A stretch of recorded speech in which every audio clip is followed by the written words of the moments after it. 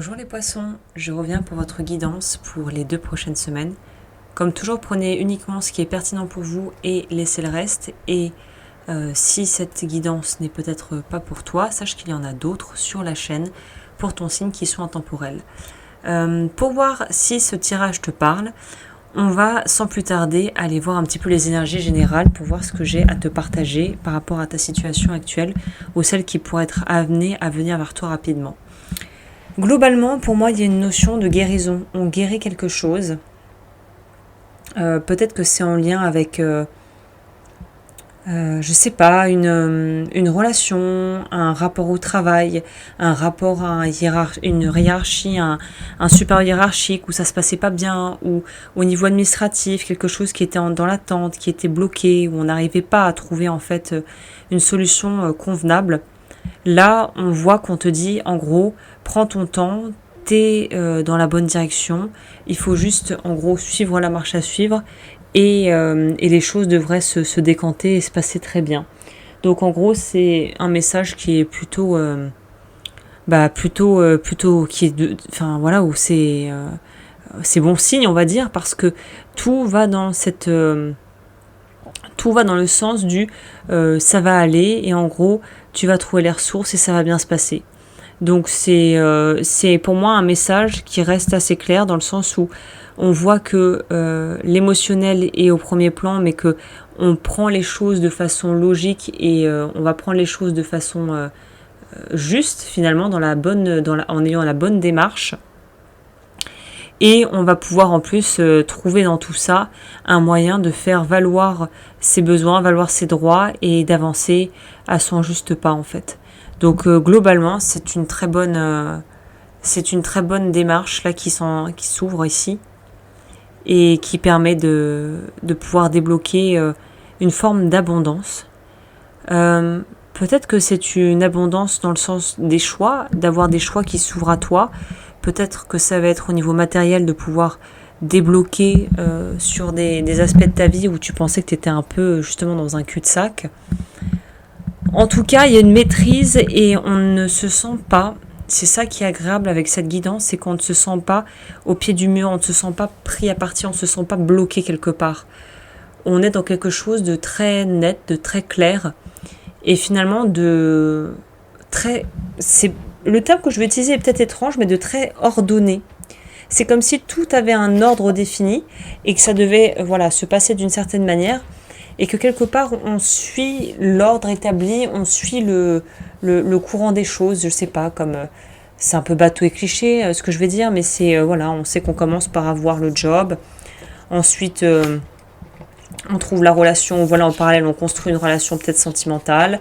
Une fois qu'on a un job un peu plus sécurisant, on peut commencer à penser à peut-être vivre avec son partenaire, peut-être prendre un animal de compagnie, puis de fil en aiguille se marier et ensuite décider d'avoir des enfants. Vous voyez, il y a une certaine logique dans le plan ici qui, je pense, est plutôt rassurante en fait. Elle va avoir pour but de pouvoir te rassurer, te stabiliser, te tranquilliser potentiellement par rapport à ce que tu veux faire ou ce que tu as à faire. Donc c'est très bien.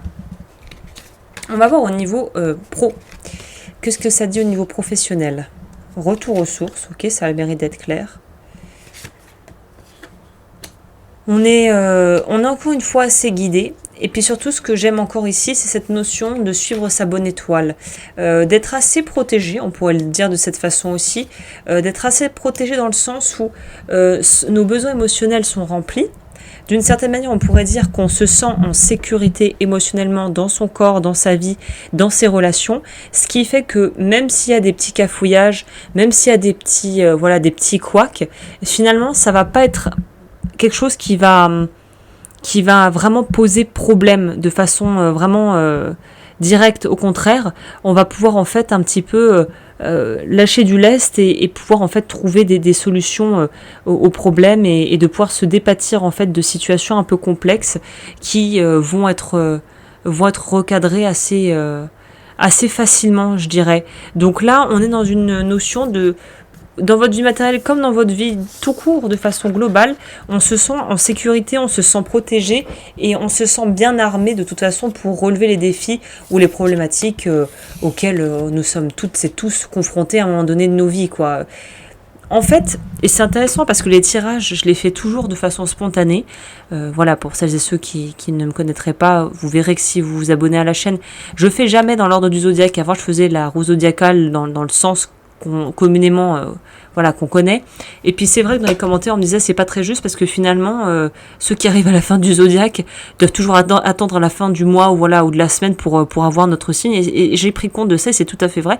Donc maintenant je brasse mes cartes d'horoscope et je vois quel signe sort et ça tombe souvent en lien quand je fais un signe avec un petit partage, une petite parenthèse de partage de vie, pas forcément personnel, mais là qui me paraît très à propos pour vous, c'est cette notion, on en parle à tort et à travers, mais au final, il n'y a qu'en l'expérimentant qu'on peut vraiment pleinement s'en servir, c'est la notion de lâcher prise. Toute votre guidance, tout votre tirage tourne autour de ça en fait. Toute cet astro-tarot, on pourrait dire, puisque voilà, c'est le nom de la chaîne là que j'ai donné récemment, que j'ai rebaptisé ma chaîne parce que j'aime bien utiliser l'astrologie et le tarot, je trouve que ça se combine à merveille. Vous, c'est la notion de lâcher prise et c'est une chose dont on entend partout. Voilà, on nous propose des stages, des séminaires, des livres, des podcasts, des interviews. Et en fait, on peut essayer de le mettre à toutes les sauces, mais c'est un peu comme l'accouchement. On peut en entendre parler de nos amis, des expériences de nos proches, de nos parents. On peut faire des stages, on peut faire les stages prénataux avec son compagnon ou sa compagne. On peut faire tout ça, mais en fait, c'est que quand on sera, entre guillemets, à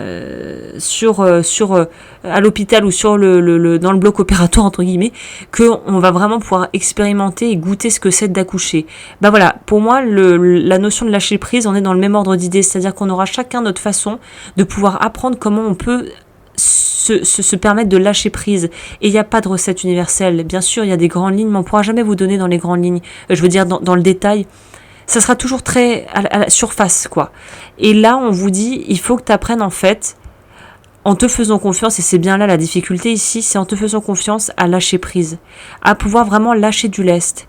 Et une fois que tu auras trouvé ta méthode, ta façon, et que tu auras vécu ton lâcher prise, là, je pense que quelque chose de très beau va naître de tout ça.